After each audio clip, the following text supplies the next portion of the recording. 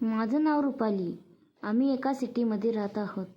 आमच्या घरचे फॅमिलीचं सांगायचं झालं, माझा नवरा, मी आणि सासू-सासरे आणि माझा दीर आणि एक नणंदबाई राहत होते. रोजच्या प्रमाणे आम्ही स्वयंपाक करायचो, हसायचो, खेळायचो, एकमेकांची चेष्टा मजाक करत राहायचो. एके दिवशी काय झाले, माझा नवरा कामावरून आला. खूप भांडणं झाली. आमची एकमेकाशी शिवीगाळ चालू झाली. एवढी शिवीगाळ चालू असताना ही माझ्या दिराने पाहिले. त्याच दिवशी एक रात्र होती. एका रात्री मी खूप रडत होते, कारण आमच्या दोघांमध्ये खूप भांडण झाले होते. इतके भांडण झाले होते की आम्ही एकमेकांना सोडचिठ्ठी देण्याचा निर्णय घेतला होता, कारण आमच्या एकमेकांचं काहीच पटेनासे झाले. ह्याच गोष्टीचा फायदा माझ्या दिराने घेतला. एक दिवस माझा नवरा कामावरती गेला आणि मी माझी नणंद अशीच बोलत बसलो होतो. तेवढ्यात तिकडून आला. म्हणला, वहिनी मला जेवाय द्या. आणि मी त्याला जेवाय दिले. आणि काय झाले बघा आता.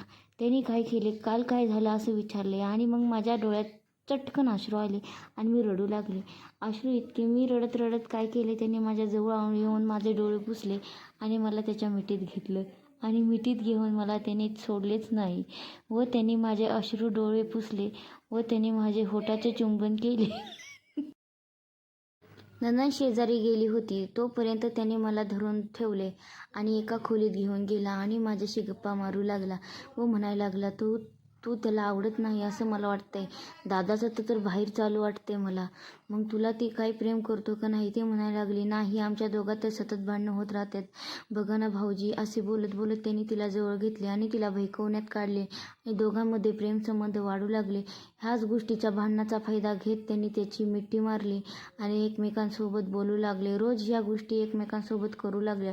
एके दिवशी काय झालं, अमर हा नावाचा तिचा नवरा कामावरून येत होता आणि घरी आल्यानंतर घरात कोणीच नव्हतं. तिला त्या अवस्थेत एकमेकांना गळ्यात गळे घालून पाहिले व ती खूप रागाला गेला. त्याच दिवशी त्याचे मित्र घरी आले आणि अमरच्या मित्राला जेवण तिने केले. जेवण केल्यानंतर त्या दिवशी तिन्ही मित्र तिथं झोपून गेले व झोपल्यानंतर काय झाले, त्या रूममध्ये तिचा दिरा आला. दिरासोबत नेहमीप्रमाणे आजही करू लागले नाही त्या गोष्टी.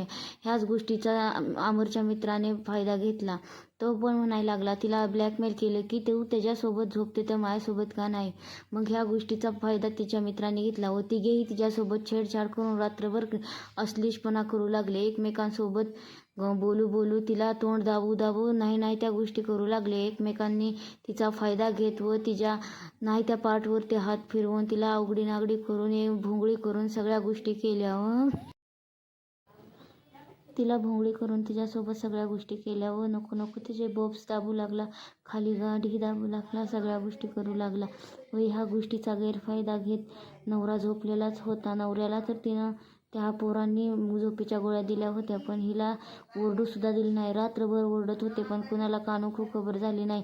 घरचे सगळे फिरायला गेल्यामुळे त्या पोरांनी तिघही जणांनी तिच्यावर नाही ते केले व ह्या गोष्टीशी ती बी सहमत होऊन गेले, कारण तिला नवऱ्याकडून जे भेटत नव्हते ते त्या तिघांकडून भेटले. त्या रात्रीपासून ती अशीच करत गेली. दुसऱ्या दिवशीही ते सगळे करत गेले.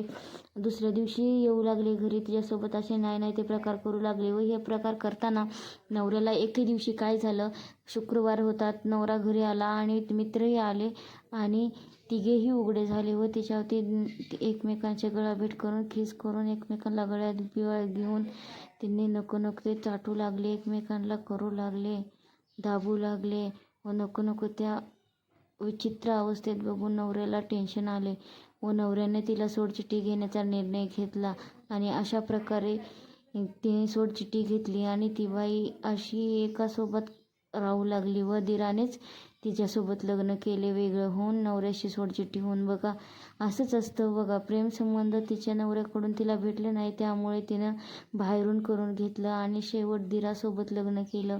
तर तुम्ही तुमच्या बायकांना होईल तेवढं लक्ष द्या, होईल तेवढं त्याच्यावर प्रेम करा, नको त्या गोष्टीपासून लांब ठेवा. तिला असं दुसऱ्या पुरुषाचा तिला स्पर्श जाणवू देऊ नका. आणि बघा, इथपर्यंत गेली तिची ही. आता काय करायचं देवा.